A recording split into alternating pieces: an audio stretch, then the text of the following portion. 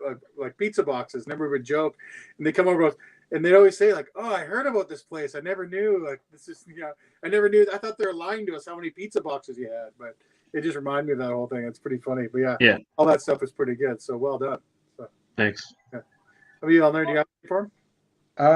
Yeah, I was like to see more people that the doorbell drove away, like maybe Jehovah's Witnesses like running away from like the annoying doorbell and stuff.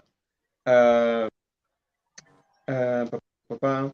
don't know why I put that there, but you were like, oh, I'm a 12-year-old. I haven't closed it. Like, I'm not confident in my deal making skills, and like I haven't read the Donald Trump's book yet.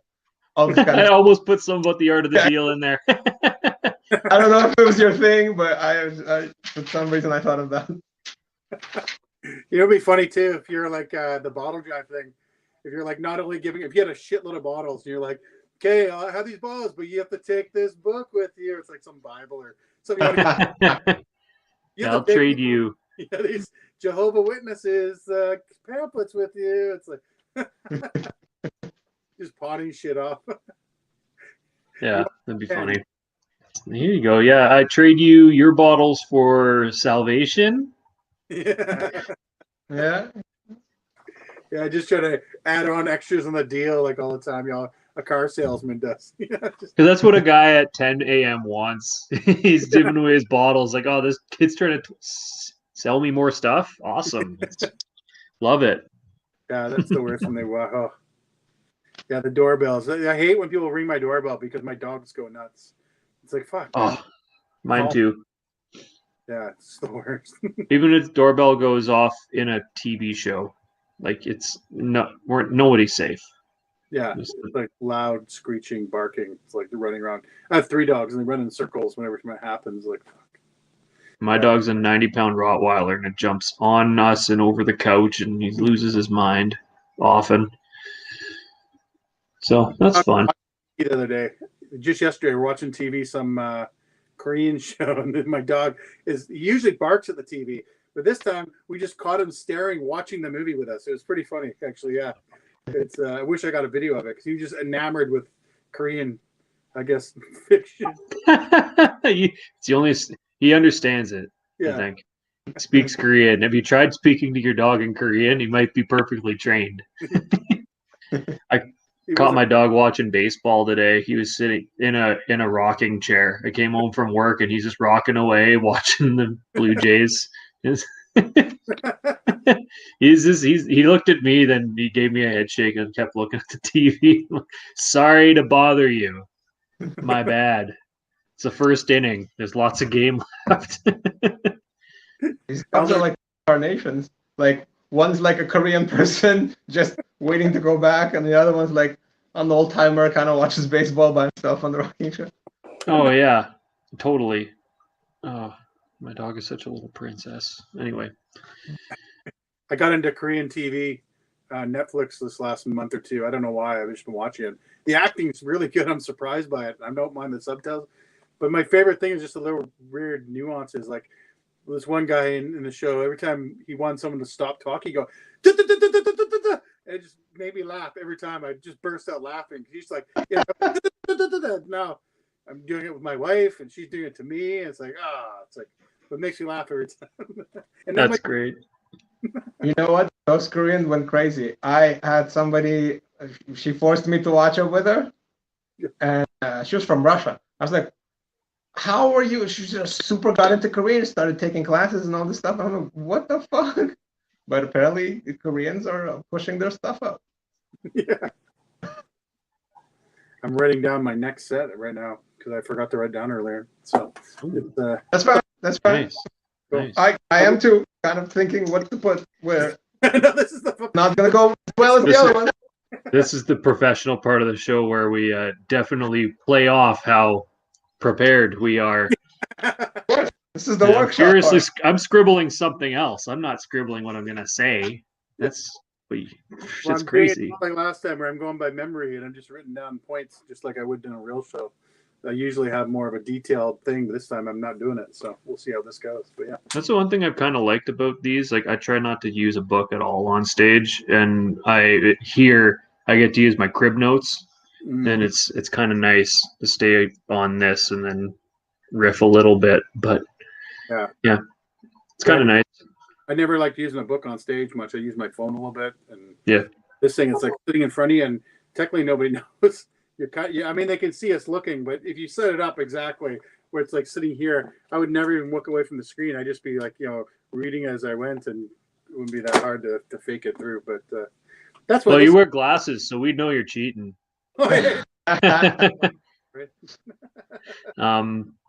Yeah. Did we just show how the sausage is made for the people watching? Because I'm just talking hypothetically. We're pros. It's all up here. I didn't look at my notes one time. Pros. I don't know about pros. I could have cooked some hot dogs for you guys while I was out there, actually. Oh yeah. That cat last minute for me, so I was like, wasn't this prepared, but yeah, it's funny. So, yeah. I get too nervous if I'm going on the stage. I'll be obsessively in the notes like right before, and then just throw them back there, go up, and just forget half the shit I was talking about. Come back and be like, fuck. If I didn't record this, I'm like, there's no way I remember what I missed and what I missed. That's the beauty of it. Listening to my recordings either. I always think I'm gonna go back, and I never do. Oh God, I try. And it just, especially if like early stuff, like oh no, had to start somewhere, I guess. I was sitting with two comedians in Vancouver here, and a couple of weeks ago, my anniversary in middle of February is my anniversary, 4 years, and we're sitting down. When the guy I was with, the first guy I met in comedy, Morris Bartlett. So we're sitting down. And I go, hey, you guys want to see my first? Because I videotaped my first thing on stage. Because I was on a show, I never did anything before. I just wung it, and it was like, I remember feeling that I did pretty good. Then you watch it, you're like, ooh, like whoa, it's like so bad. But yeah, it kept me going though, so maybe it wasn't that bad. You liked some part of it. Yeah, and it was a good run. Matters. Well, how about we move on, guys? I got my stuff ready. Yeah, sure. For this. Okay, got a couple. Let's start the timer here. These are my own. This is the portion of the time. We're going to stop this and restart it. This is the portion of time for people that we do our own material, and we're going to rip off it too afterwards. Same thing we do. So here we go. Let's see what I can do with this. Okay, so you guys know what a pseudonym is, right? Yeah. It's how people with cleft palates pronounce cinnamon. It's a mean joke, but that joke took me like an hour to write because I couldn't spell pseudonym. That was the true story of it. I just kept pseudonym as you're trying to type it out. Pseudonym? No, it's pseudonym. I just did worse and worse and worse. I realized how dumb I sounded. So there it is there. So I'm a world record holder, if you guys didn't know that. I have a Guinness Book of World Record, and it's the most amount of yo's in one sentence. Yo's used in one sentence. So here I'll explain after. I'll show you what it is first, and I'll explain after. Okay. Yo, Eureka, Yolanda. You know I just found your yo-yo on your ground, yo? That was 11 yo's in one sentence. Thank you for that. So, yeah, the Guinness Book World Record.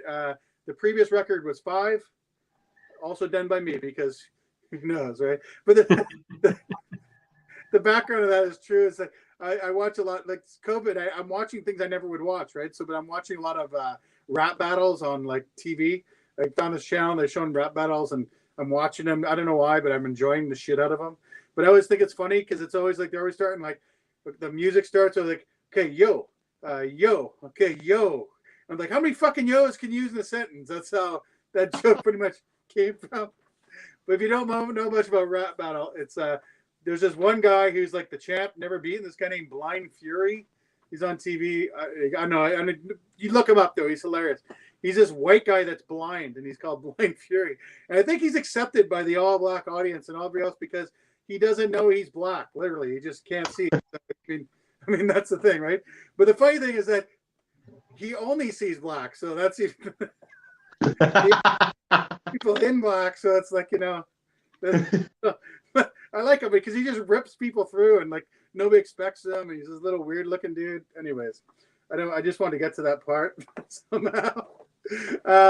There's another joke I want to tell a different way because I really like the story, but I try to make it too stage worthy as a young comedian does. So I'm gonna tell the true story. I have a neighbor kid that he's moved away now, but he was a really good friend of mine, lived next door to me, and his kid was this little animal kid, and he just was he is all his family, all girls. He's the youngest kid, and he's a boy. So he just kind of always wanted to hang around with me, and he's always kind of getting a Dennis the Menace sort of stuff. And I'm always just watching him in my yard because it's always like, what the fuck is he gonna do now? I'm just worried about him breaking things all the time because that's a kid.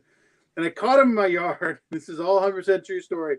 And his back was turned to me. I'm like, his name's Sid. If I didn't tell you this, Sid, the neighbor kid, I call him. And he's just back's to me like, hey Sid, what are you doing, man?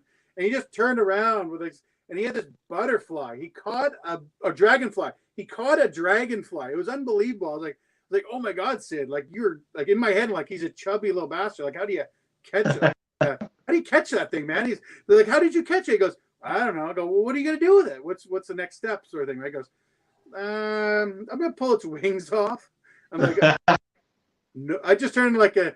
You ever see like Tom and Jerry, the mom or whatever it is? Like I just turned into her. Oh no, you're not. Like you dropped that. They said we just got this back and forth. He's like, no, I'm not gonna. I'm gonna, go.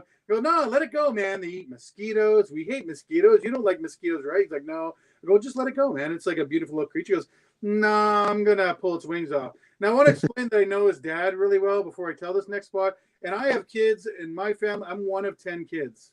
So I was raised a bit different. I'm like much more of a community growing up, raising sort of thing. So I just did how I would treat him like my kids, right? So I just looked at him. When he told me no, I'm going to pull his wings off, I just go, hey, Sid. I just had to really lean down, really into him. I go, hey, Sid, if you don't let go of that dragonfly, I'm going to punch you right in your face. How do you like that? And he was like, no, you're not. I go, why don't you think I'm going to punch you in the face? He goes, well, because you're an adult. You can't punch a little kid. I go, hey, listen, man. You see my house roof right here? I'm going to take a running start at you. I'm going to hit you, and you're the perfect height. We're going to punch you in your face, and you're going to fly over top of my roof at a perfect 45-degree angle. Then you're going to land in your yard next to us. How you like that? He's like, no, you're not. I go, one thing is, because if you punch me, I'm going to tell you my dad on you, and then he's going to come over, he's going to punch you in the face. I'm like, Sid, if your dad comes over here, he's a little bit taller than me, so I'm going to punch him in his face. I'm going to make him fly over the car at about 30% angle. I figure I'm teaching him math at this point, geometry. And I was like, you just got to fly over here. And I go, what do you think about that? And he's like, he's kind of checking it out and like looking. He goes, I'm going to punch you over my roof. Look at that angle. He's like looking. He goes, and he let the dragonfly go and just ran off. He just ran off right to his dad. And the little bastard, you know what he did? He fucking squealed on me. The little rat bastard kid told on me, and I was like, oh shit, I see his dad coming over. I'm like, oh man, I was pretty stoned. I was like, I don't know how I'm gonna deal with this. And he comes over and he's like, hey Keller, he's laughing. He goes, Keller, did you say something about punching my kid in the face where he's gonna fly over your roof? And he's like belly laughing because he thinks his kid made it up. And I was like, yep, that's exactly what I said to him. He had a dragonfly. He said he was going to pull the wings off. If he didn't do it, I was going to punch him in the face. I was going to make him perfect 45-degree angles. We just fly over my house. He's landing in your yard. As I said, then I told him if you came over here, I was going to punch you in the face because you're a little bit taller than me. I'm going to hit you about a 30-degree angle. You're going to fly over my car. I go, you're a structural engineer. You understand the mathematics of this. And he just laughed harder and he walked away. And I was like kind of relieved, like, oh, okay, he got the joke. It's kind of funny. He walks up and I can hear from a distance. He goes, hey, Sid, leave the dragonflies alone or Keller's going to punch you in the face. And that was the end of my story. So 6 minutes. I think I stretched pretty good there for everybody. So thank you. That was good. Thank you. That was good. Well, guys, who would like to start on some input on that? So, Yo, you're telling a story in a really funny way. It's really. What did I have there? You had a really strong start with even before the yos. Just the pun at the beginning. I really like when somebody makes like just really like small, like not small but like short, brief, like yeah. Boom.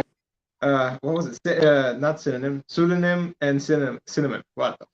That's first with cleft palate pronounced cinnamon. Yeah, it's just a dumb. It makes me laugh every time I say it though, because it's just I don't know. On the yo joke, there's a musician. His last name is Yo-Yo Ma. Yeah, I heard about that one too. I was expecting that in there for some reason. I was like, oh, I'm sure he's gonna put there in there somewhere. Because like yo mama, all that kind of stuff with the rap battle, I thought it was gonna. I was expecting that in there for the win. I forgot about mama. gotta write that down. If I'm talking about rappers, I guess I gotta talk about that somehow. Yeah. Nice. Yeah. And then what? Oh yeah, this is kind of on the effed up side. So I was like, well, yeah, I grew up with like 10 siblings, so human life had no real value, probably less than a dragonfly, and just. It's pretty funny. I like that one. That's a good one. No real value. That's good. Pretty good. Oh yeah. Well, thank you. Appreciate it, Matt. I liked your story a lot. We'll get back to that. The literal only thing I wrote down was only sees black with a check mark next to it, because that series of jokes about the blind fury in rap story, that's so fucking funny. He doesn't see color or anything, and he actually only sees black. It's so fucking funny. Yeah. Then I'm curious, how did you start that story when you first started it? Like what just kind of couldn't get it going, or told, like, I'm curious. What, on the stage? Yeah.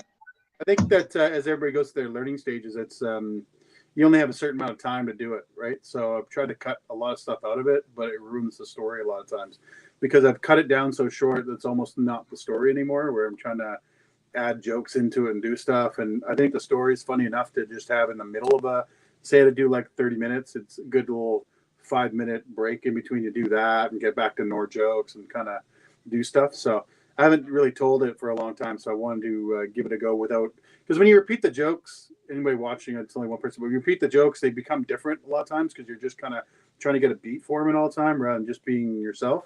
I think this workshops helped me just be a lot more myself, because I got to kind of talk to you guys, and just rather than being maybe perhaps something you're trying to be performing on stage that way, rather than just like, I find myself funnier like in public doing stuff and talking and being than I am on stage sometimes, because I'm trying to be something other people like picture it rather than that way. It's kind of broken a bit with this COVID. So this has been really helping me, I think, personally. So Nice question. So yeah.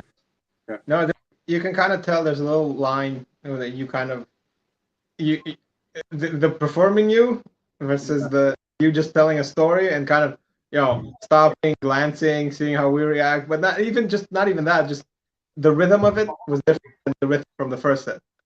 Yeah, and that was a lot more kind of fun and goofy too. So I'm trying to get back to a bit more roots of like my first time on stage, even though when I watch it's horrible, but it was very much more natural and more fun. And I think it's easy for people to lose it when you're fighting for time and fighting to get in with things and do stuff. It's a bit different story where you don't have like the freedom of doing, like, just being yourself a lot of times. Like, I mean, you still always myself. It's like the freedom of just being able to open up and do jokes and not worry about time and not worry about things, right? So that makes sense a bit. Yeah. So, yeah. But yeah, that story's like, it's a true story. 100% happened that way too. I mean, different variations of it, try to shorten it, try to do things. I get kind of really into it where I do like this running start and like pretend to punch the kid and like get real theatrical and stuff like that, which, it's like fun, but it's also kind of a little bit takes people away from it. You can't really do it in a 5-minute set. That's one thing I found out. Even though I did it here, it doesn't, unless I have a bunch of build up to it where people are laughing and laughing, then they'll be on board for it. You just can't do the start. I can't do it from the start yet for some reason. So just piecing things together. So there's also, it might have just been me, but like, because you're just that same part with you repeating like the running up and punching, you had that whole thing in the whole sequence in there a couple of times, right? Me? You had the whole sequence in there a few times, like punching, like running up, punching the kid, punching him over the house, then bringing the dad, punching the dad over the car, and stuff like that. So one of those times, because you had the whole sequence a few times in there. Yeah. You had it when you were showing it to the kid, then when he was selling it to the dad, then the dad coming back saying it to you, like at least 3 times in there. And one of those times, I was just thinking you about like, I was at some point, like at one of those iterations, I was like imagining just you running up and punching the kid, which is like, it was not the funniest, like, the other ones, the first time it was funny. The second, like one of those times they got and just came down to. That's the thing I find on stage too. I find I lose them when I start repeating it a bit, but I don't know how to get there. So it may just be a bar story. Just hanging out at a pub, telling the joke to your friends, not so much on stage. But No, I think I like that. I like that part. I like the punching the kid part. But like the coming back to it a couple of times is just. But I think you'll find the right spots to how many times you want to repeat it. Yeah. And then it'll be fun. Yeah, I mean that's a good point. I think I have repeated it. Maybe I'll try it next time with just one time saying it, and maybe that's a short thing, and just skipping straight to going telling me on his dad or something like that, and not having explained it again. So, yeah, that story for is going to be something for me. And think about it, Dave. Tagging those things, right? So, like you said it the one time, and then the second time you describe those things, maybe tagging something, maybe like he flies over the house and hits something specific, or like the dad stumbling, something like that, where it's like you still repeat it, but then there's more punches to it. That's a good point. Actually, yeah, that's a great point to add a little more stuff in that part. Right, like I was trying to add things throughout the whole thing, so maybe that's just the part I tell, and you add things in that part, and not have to add it throughout the whole thing. So maybe that's a good mixture that way too. Yeah, that's a good point. So I appreciate that input. So yeah, like the structural engineer part. Yeah, that was great. Like, but that was like the second or third. Like that was after one or two iterations, right? But still. Yeah. Something like that. Yeah, it's hard because that's how the story actually really went. I really had to tell it that many times. Like I had to convince him that I was going to punch him if he didn't, didn't stop with the dragon I was going to punch him in the face, like in a comedic way. And we're like buddies. Like it wasn't like I just walked up to some random kid. I mean, I should explain it too. We're kind of like hanging out. He'd always be hanging around me all the time, so it's not like I was. It's like a little brother in a way. Yeah. So, anyways, I've probably gone too long on this part. So, that's all good. There's only 3 of us, so that's all good. Well, the throngs of the audience haven't said a word in the comments, so I mean, I think we're okay. Yeah, audience member, if you want to say something, anything, we'll take it and repost it. So, yep. Yeah. Okay, so why don't we move on? We'll go to the next comedian. Elner, are you ready? Ready as this stuff is gonna be. We'll see if anything comes out of it. Yeah, we'll have fun with it. All right. All right. So, put your hands together for Elner, everybody. So I work in marketing, somewhat, and basically while I'm working, if I'm writing something or if I'm like figuring out how to market a product or something, while I work, I listen to YouTube a lot. I say listen because most of the time there's nothing really to watch. But the commercials on YouTube is definitely something to watch. And the first person that needs to watch them is the dumb shit that decides what commercial goes where. Because they're completely out of context, which is the first rule of marketing, right? You know the hot chick next to the car that's trying to sell the car? She's there because you're attracted to the hot chick and you're thinking, damn, if I get the car, I might get the chick. That's the thing. That's how marketing works. If you're looking at like a video about death and destruction or like COVID and horrors and like death and the, wards and stuff like that, all of a sudden having like cheery uppity music for your Asana workshop that you're about to pull on your Zoom meeting is not going to make it. In fact, what it does is it makes me want to hate your product and hate everything about you. I'll make a mental note, fuck this product, even if you need it, you better kill yourself before you buy it. This is how bad this stuff makes me feel, right? I get a little bit anxious about it. Other things that bother me is that those smart targeting ads, whoever came up with that lie, that's the greatest thing ever because they don't target shit. Every second commercial I get is for a product to quit smoking. I've never put a cigarette close to my mouth. The other commercial I get is for dog food. I've been scared of dogs for 33 years. Not that I got bitten like normal people. Somebody bought a big stuffed animal that one time fell on me when I was like 3. Because it was bigger than me, I got scared. I was scared of dogs for 30 goddamn years. Until, I had a girlfriend with a giant wolf dog and, all of a sudden you're sleeping and this thing is sleeping with its ass in your face. And this kind of over the fear at some point. Oh, I really don't like it when they say that they're targeting stuff. In general, technology is something I'm forced to use with. If I could get away without using it and like kind of live like in the woods, maybe not the woods, but 1980s, that would be good enough. Technology was very, very limited. Nothing was like, just another. The conspiracy theory that what's his name, Bill Gates is going to put chips in the vaccine. I don't know if you ever used a Microsoft product like Excel or PowerPoint or fucking Microsoft Edge. That shit does not come about in 1 year. There's no way they got that shit figured out. The worst we can do is, get the vaccine and, you upload and you wait for a new version to come up with all the patches. But most likely that's not going to happen. That's all I had. Good job. That's good. Go ahead, Matt. Would you like to say something? Sure, yeah. Yeah, I'm thinking of a software update for Microsoft Vax right now. I can't really, I don't know what version you need to be truly immune, but that's where they get you. You just got to keep uploading. Just keep grabbing that new version because you never know. You can't be too safe. Funnily enough, the vaccine, like Microsoft Vax, also uses McAfee antivirus. So, like, how many more antiviruses do we need in this? And I was thinking about your ads in your.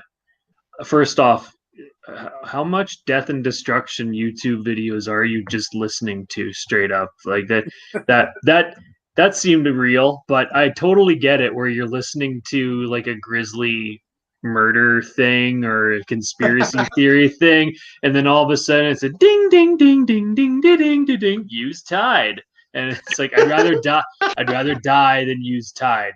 It's worse. It's like slave labor and like death camps in like China and stuff. And it's like something like Tide. That's a good analogy. Yeah, just awful. It's like, ooh, Chex Mix. Isn't it great for the whole family? Anyway, Auschwitz. Yeah.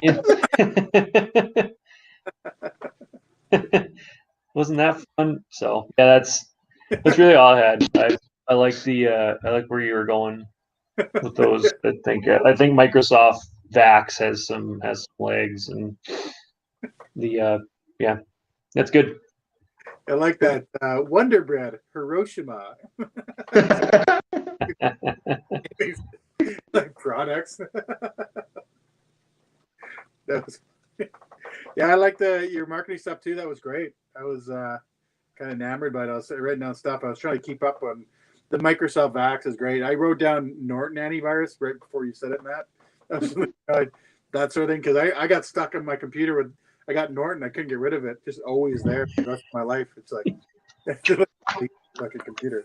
But yeah, I know your smart targeting stuff, like the quit smoking ads, like, and that's the thing too. Like if you're like watching all these horrible things, they must think that they're chain smoking and depression. That's the thing.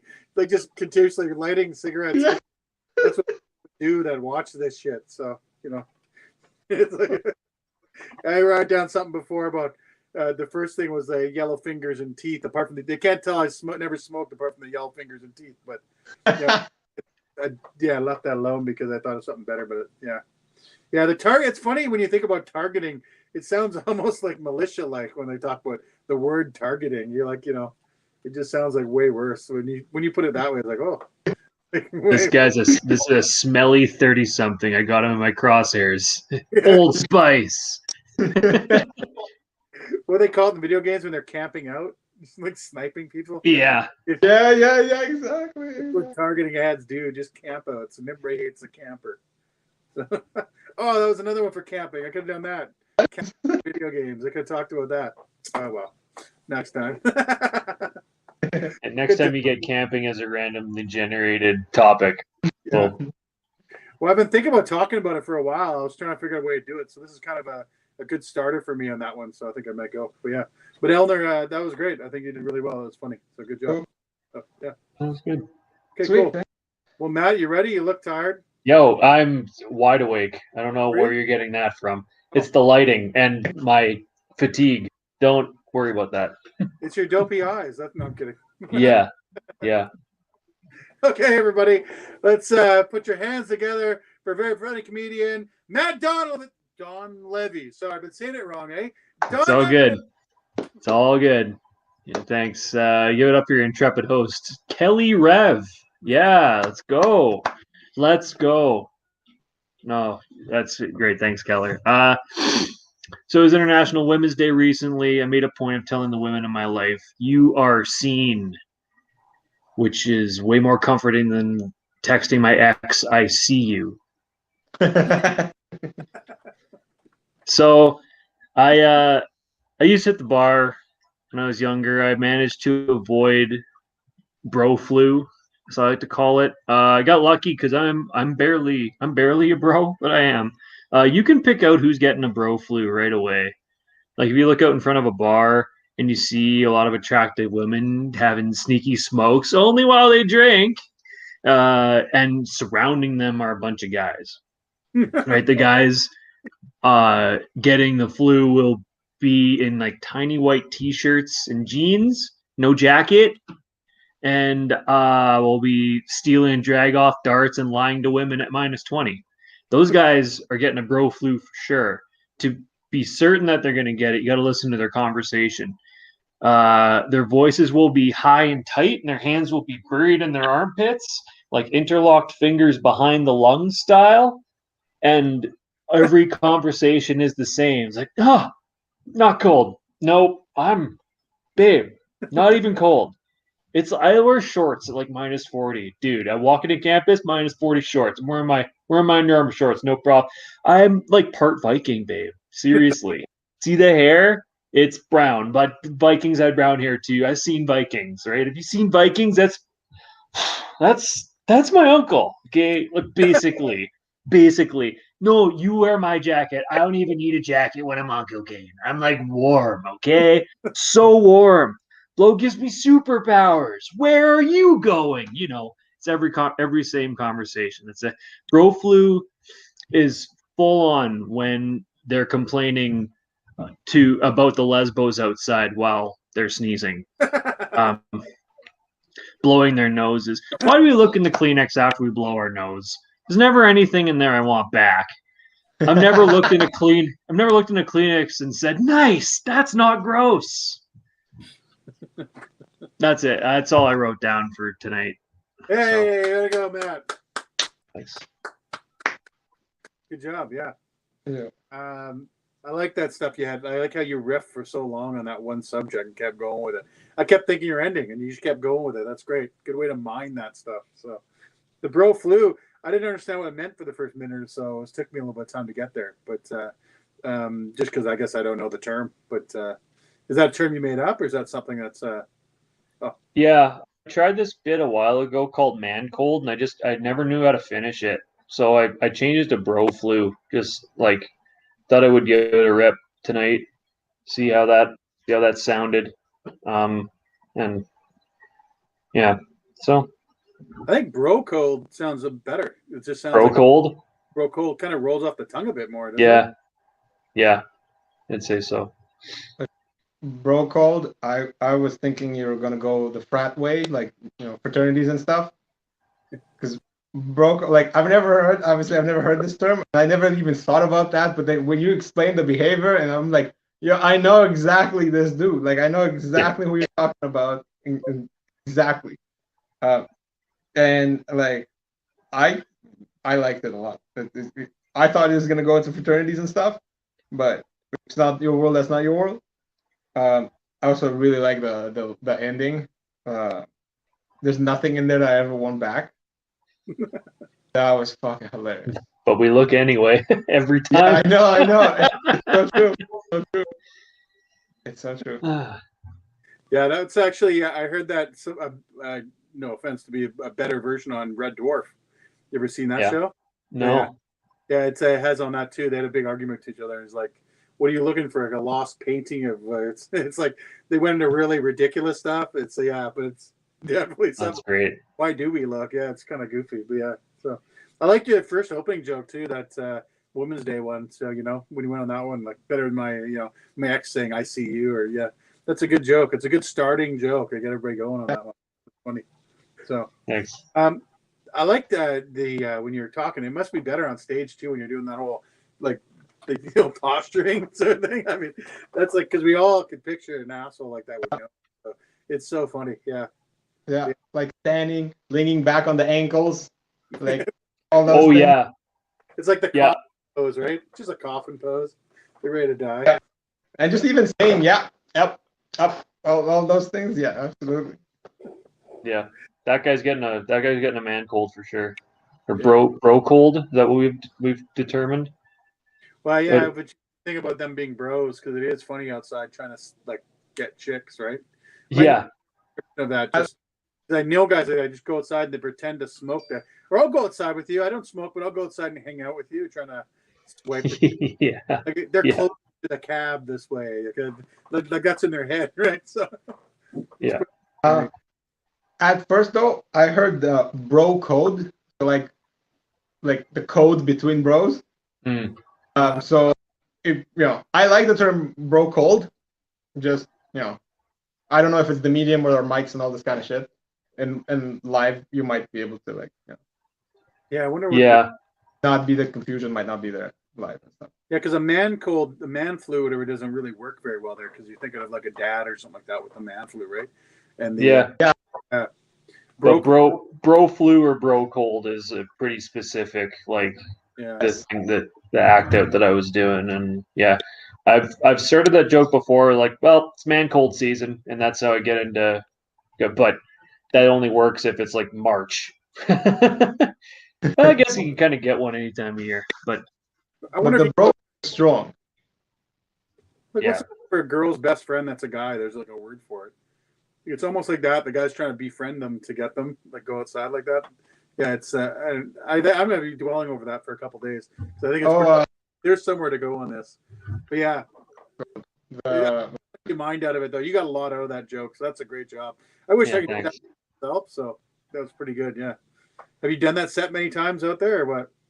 I've only told that joke a couple of times, and I just like there's a benefit about this is that I've taken some jokes I haven't done in a long time, brought them here, and wrote them down fresh, like months after doing them in front of real life people, and just rejigging them because I wasn't happy with the response I was getting on stage. I was getting some laughs, but mostly at the act out, and I want to fill it out with a couple more jokes and some and ways to close, because I think that's one thing I need to work on is my my finishing. Mm-hmm. So I can get blood from a stone sometimes, but it's about closing the deal, right? That 12-year-old confidence, I never got it, so I need to that's what that. So I've done the International Women's Day jokes new, and most of this, like the wording in that bro flu joke, is new.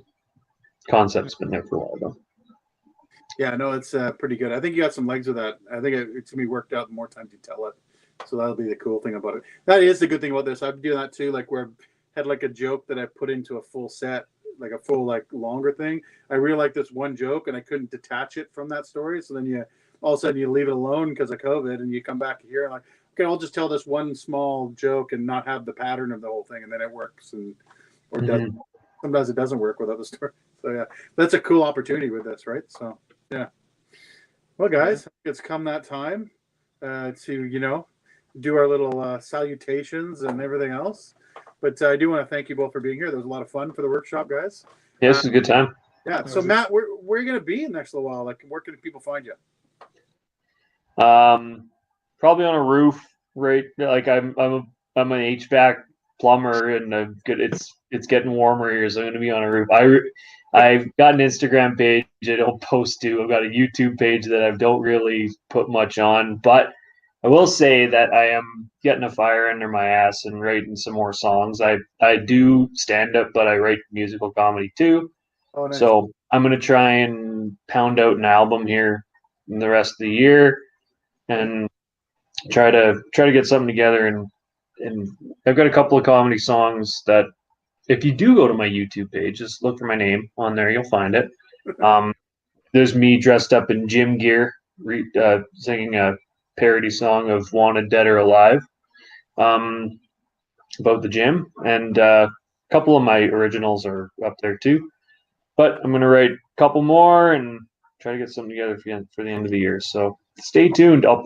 Realistically, this is the kind of stand-up I'll be doing until I get a needle in my arm with Microsoft Axe. So we'll so stay tuned till then. But thanks for having me again. This was a lot of fun. Well, I know they did a musical show yesterday. I missed because I was busy, but What?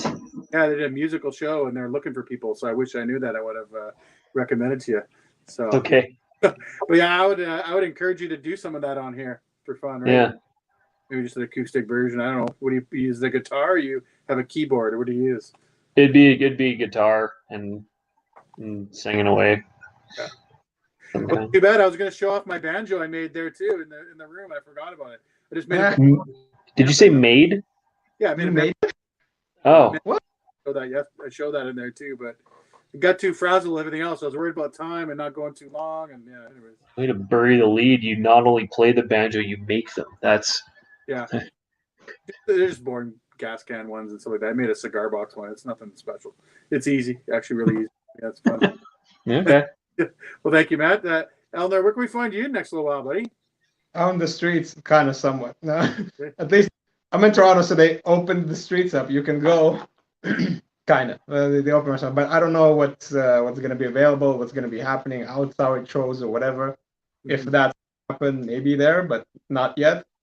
I guess stay tuned for here for a little while more. They might let down again. I don't know. Yeah. Awesome. Yeah. Any social media at all, or? No, not really. Not really. Kind of hermited up after a while. Yeah. Too much death and destruction. Smoking ads. Can't quit. Yeah. Okay. Well, my name is Keller Reeves. You can find me on everything, Keller J Reeves. I don't spend a lot of time on these things, and I kind of come in and just throw jabs and then run away. I'm like a cheap shotter, like Claude Lemieux, pretty much just hitting from behind and taking off. That's what I like to do with the social media. You can find me just doing stupid stuff. Comedy's dead here right now, so I'm just kind of floating around doing the workshop. So you can find me every Monday here. That's what I'll be doing. And if you guys want to be on this show, anybody watching, just sign up with Scott Porteous and Craig Eggleston, and just wait for the opening. You'll jump in here. It's a lot of fun. We always have great times in here. And thank you guys very much for being on here. And it's every single night, so just keep coming back. So everybody, give a wave. See you later. Yeah. Good job, Joe.